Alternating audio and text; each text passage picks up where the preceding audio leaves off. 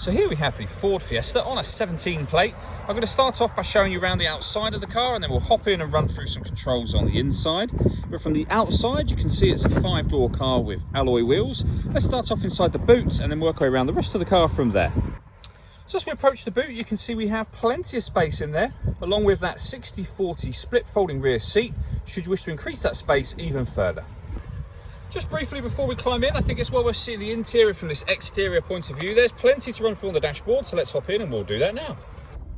Okay, now that we're inside the car, we're going to start with the dials. On the left-hand side, we have the rev counter, and on the right-hand side, the speedometer. In the middle at the bottom, we have the fuel gauge, and then above that, you can see the total miles of the car, which is 16,203. You can change the information that's displayed there by pressing a button on the end of the indicator stalk for various different bits of trip computer and fuel economy information, eventually back round to the beginning again.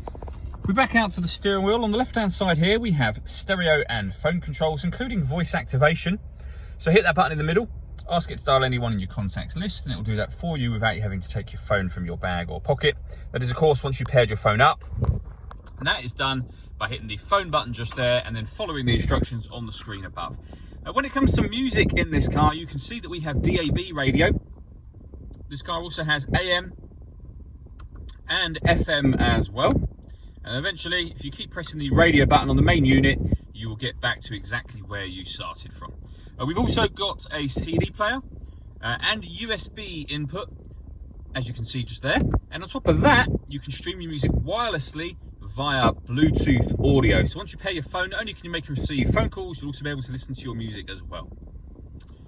This car also has satellite navigation. There's a full video showing how that works that can be found both on our website and also on our YouTube channel as well.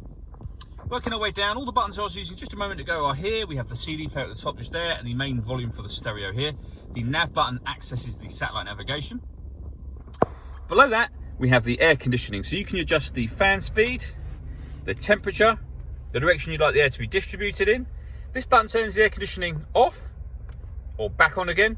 You can recirculate the air that's in the car. That's a great way of heating it up or cooling it down quickly depending on the temperature you set. And again, you can turn that off just as easily as you turned it on in the first place.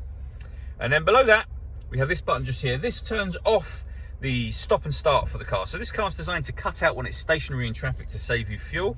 Hit that button, that system is now turned off. We then have a 5-speed manual gearbox. And then finally, a 12-volt charging socket underneath this cap and the USB input that I mentioned a moment ago. All that leaves me to say is thank you for taking the time to watch this video. If you'd like to come and see the car in person and have a test drive, please feel free to call any of our MJA sites. We'd love to hear from you soon.